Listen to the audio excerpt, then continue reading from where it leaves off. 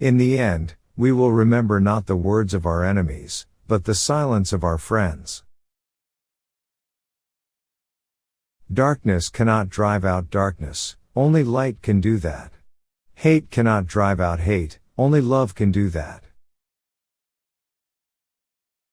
I have a dream that my 4 little children will one day live in a nation where they will not be judged by the color of their skin, but by the content of their character. Faith is taking the first step even when you don't see the whole staircase. The ultimate tragedy is not the oppression and cruelty by the bad people but the silence over that by the good people. The ultimate measure of a man is not where he stands in moments of comfort and convenience, but where he stands at times of challenge and controversy. The function of education is to teach one to think intensively and to think critically. Intelligence plus character, that is the goal of true education. We are not makers of history. We are made by history.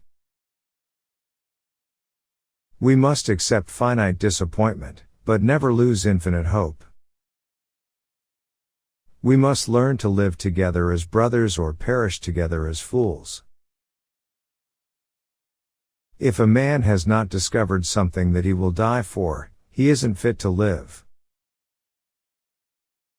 I look to a day when people will not be judged by the color of their skin, but by the content of their character. Nothing in all the world is more dangerous than sincere ignorance and conscientious stupidity. Our scientific power has outrun our spiritual power. We have guided missiles and misguided men. Human progress is neither automatic nor inevitable. Every step toward the goal of justice requires sacrifice, suffering, and struggle, the tireless exertions and passionate concern of dedicated individuals. A genuine leader is not a searcher for consensus but a molder of consensus. The time is always right to do what is right. Life's most persistent and urgent question is, what are you doing for others? We may have all come on different ships, but we're in the same boat now. Freedom is never voluntarily given by the oppressor, it must be demanded by the oppressed. He who passively accepts evil is as much involved in it as he who helps to perpetrate it. He who accepts evil without protesting against it is really cooperating with it. I have decided to stick with love. Hate is too great a burden to bear. Whatever your life's work is, do it well. A man should do his job so well that the living, the dead, and the unborn could do it no better. I believe that unarmed truth and unconditional love will have the final word in reality. This is why right, temporarily defeated, is stronger than evil triumphant.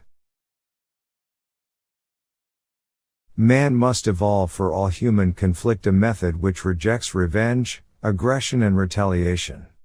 The foundation of such a method is love.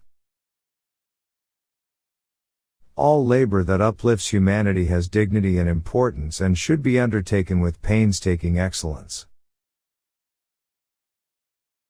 History will have to record that the greatest tragedy of this period of social transition was not the strident clamor of the bad people, but the appalling silence of the good people. We must build dikes of courage to hold back the flood of fear. An individual has not started living until he can rise above the narrow confines of his individualistic concerns to the broader concerns of all humanity. Injustice anywhere is a threat to justice everywhere. Everything that we see is a shadow cast by that which we do not see. That old law about an eye for an eye leaves everybody blind. The time is always right to do the right thing. Love is the only force capable of transforming an enemy into a friend.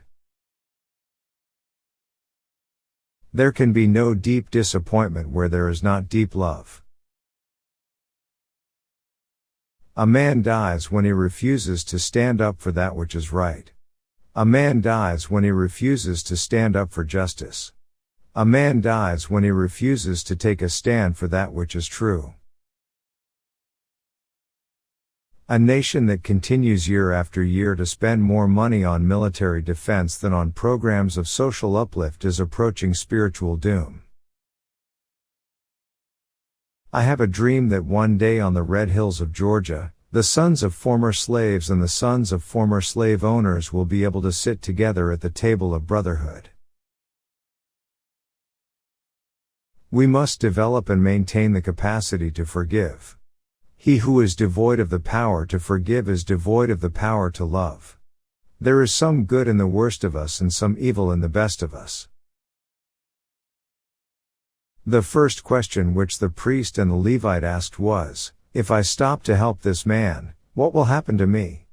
But the Good Samaritan reversed the question, "If I do not stop to help this man, what will happen to him?" Rarely do we find men who willingly engage in hard, solid thinking. There is an almost universal quest for easy answers and half-baked solutions. Nothing pains some people more than having to think.